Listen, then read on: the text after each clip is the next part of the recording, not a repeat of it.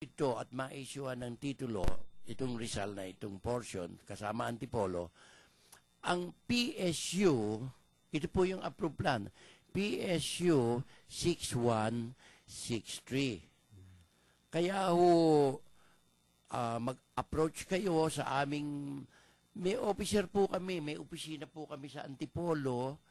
Ang overall chairwoman namin doon, si Mrs. Lacson. May opisina, may building mismo. Ang kainaman sa Antipolo, mayroong opisina, may building. Doon po sa harap ng dating RTC courts na ngayon inilagay na sa Hall of Justice. Diyan mismo sa city ng Antipolo. Yung karsada mismo ng simbahan, okay. Merong opisina po roon. O kaya tumawag lang sila ng telepono. Kay Mrs. Pwede dito tumawag. Lacson. O pwede sa cellphone number. At saka, pwedeng kung kaya nilang magpasyal, sa office. At saka, baka naman pahanap ko na lang kay Mrs. Lacson, kay Manuelito Traya, sila, para makapag-conduct ng seminar doon. Okay. At makita nila itong OCT 201, PSU 6163, at decree number, pinakamahalaga decree. Decree talaga. 155948. At kung saan yung decree na yun? Kasi, ang torrents title po ay security ng land tenure, kasiguraduhan sa lupa, Na yun. sa pamamagitan po ng court order. Ayun. Kaya yung court order po, yan ang tinatawag na decree number.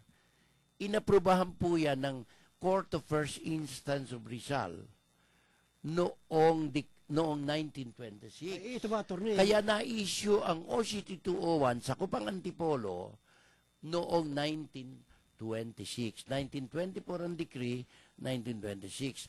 Bago ho kayo mag-file ng petisyon sa korte na dito sa kasong ito ng Rizal ay sa Court of First Instance of Rizal, kailangan sinukat nyo muna yung sasakupin ng titulo nyo.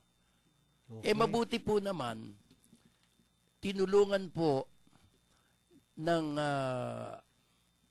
mga oldies, mga henerasyon, mga ninuno ni Marilu, ng tatay ni Marilu Balwart at ni Marilu Balwart, tinulungan po siya ng royal family doon sa Germany para gastusan ang pagsusukat ng napakalawak na lupa ng ito sa Rizal. Sakop po nga itong North of Manila. Diyan sa OCT yan, Dikring yan, at PSU yan. Ito yung Rodriguez attorney na ang laki po ng nagastos ng crop dyan. Kung ngayon, magpapasukat niyan, abay bilyon-bilyon.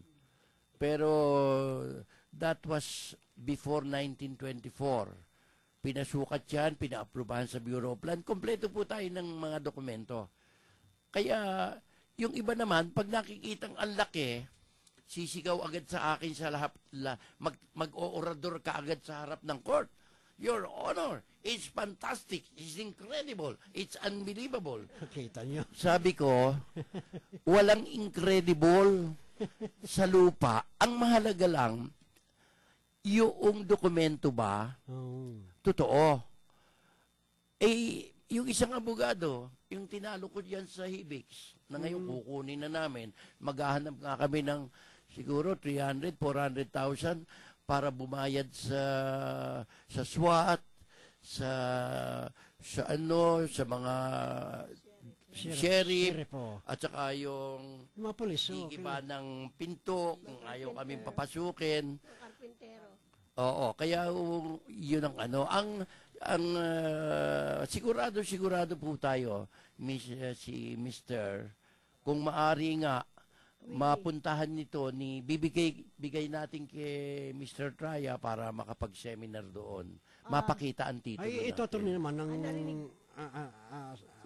attorney, tukol po sa tax na nakita natin na ilang bilyon po ito na at saan po nasasakupan at ilang hektarya po ang sinasakop sa tax na binayaran po ng Balwart. Billion po ang binayad. 28 billion po binayad ng Balwart. Kasi at may tax declaration po kami. Ayun. Kaya hindi ito inimbento, Sa- hindi ito pantasya. Sa suma total po, attorney, magkano po dapat ang babayaran sa kalahatan? Kasi napakalawak po ito eh. Oo nga. Parang advance lang yata itong... Oo, 28 billion. Ngayon, ang problema naman, ang mga lupang yan, inukupahan naman ng gobyerno ng walang bayad. Kaya kung yung iba, naninita, kayo ba'y nagbabayad ng buwis? Paano kami magbabayad? Hindi na namang inukupahan ng gobyerno, walang bayad. May highway ang gobyerno, walang bayad. Ang ano po dyan, yung tinatawag na offsetting. Okay. Yung sa inyo na, sa gobyerno na yan, City Hall na Quezon City, Kapitolyo, lahat ng building nyo, inyo na yan. Kami naman, pagka magta-transfer kami sa aming mga members, offsetting. Oo. Huwag na kaming pagbayarin doon sa mga... 50-50 na lang. Oo. 50-50. Okay, ang bagong lahat, mag-station break muna tayo at si Titar mayroong ano.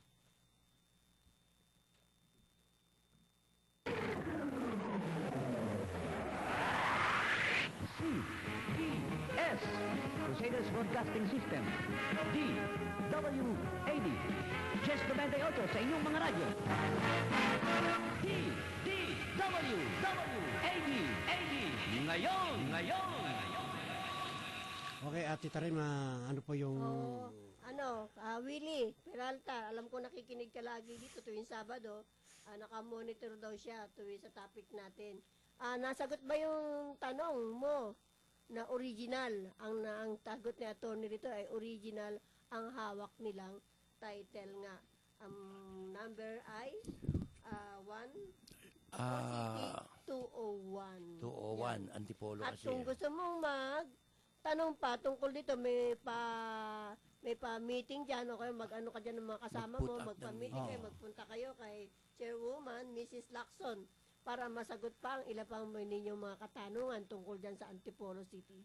Ayan, Mr. Peralta, ang sinasabi na marahil malinaw po sa inyo yung ipinapaliwanag po ni attorney na hindi po nagkukulang ang kanyang mga sinasabi pagkat nais lang namin na makarating po sa inyong yung mga kasamahan na kung ano po ang ipinaliwanag po ni attorney dito ay siya po yung nangyayari.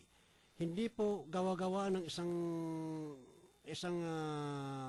tao kung kami po ay inyo pong mamarapating na kami po ay sa totoo lamang ang hangad po namin ay mapabuti ang inyong kinaroonan. Ngayon, ang sistema po rito kung ano pa ang hindi nyo nalalaman, pwede po kayo tumawag sa sinasabi ko 531-6774, 531-2660. Bago po ang lahat muna pala ay magsibati muna tayo dahil baka magbumati ka muna. Batik mo. Batik mo yung barangay chairman. Binabating po yung barangay chairman ng 97 District 1. Si Chairman Francisco. Dito Francisco. At ang mga kasamahan namin sa Tibaw, sila Angie at si Lydia Suset. Si attorney, babati muna si attorney.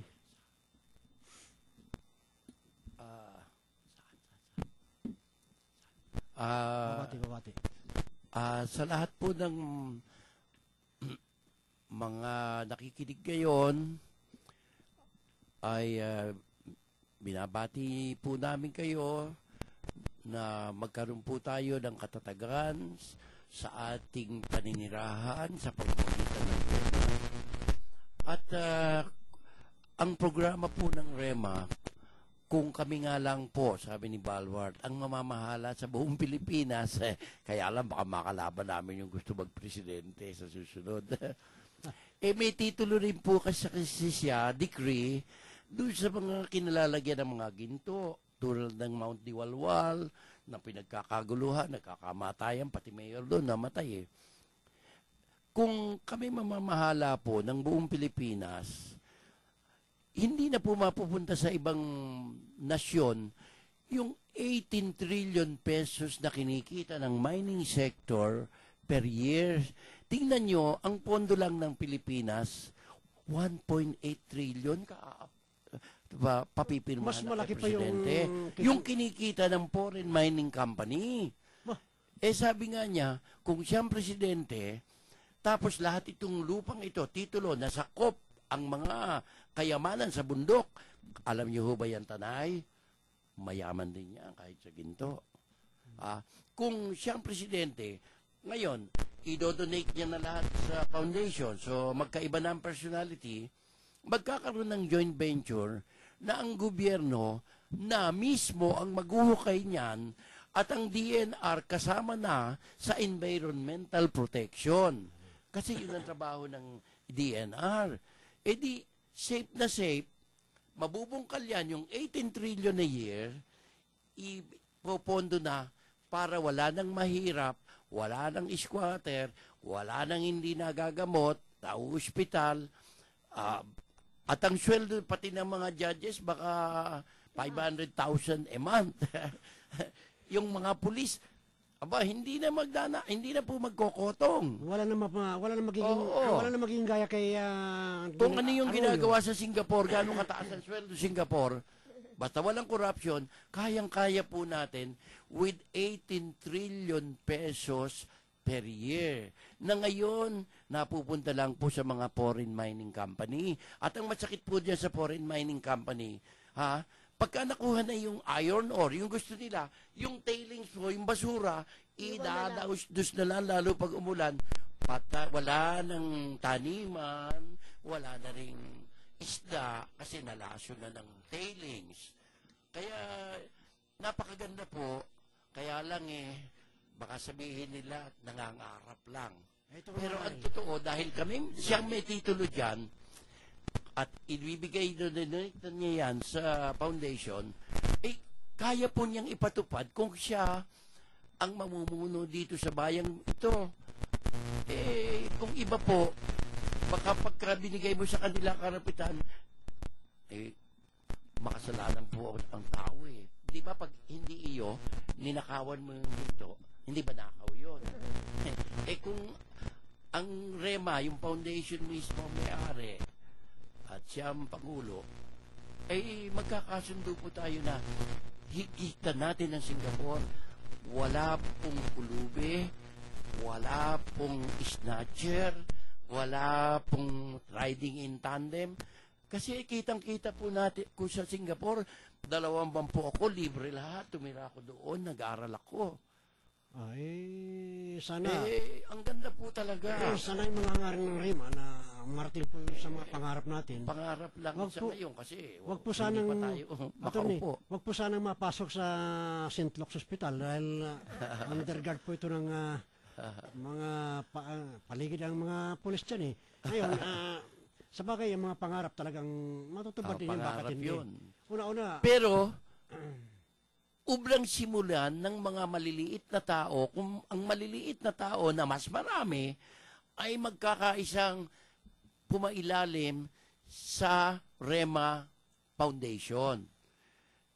At kapag meron na tayong nabigyan ng security ng land tenure, sa pagbabayanihan natin, wala ho sinong makakapigil na. Kaya nga po, ito sinasabi ko dito. Parang wildfire yan, dire-diretso. Ito po yung sinasabi ko dito, na maganda ang mga pangarap ni Miss Balwart Estrada.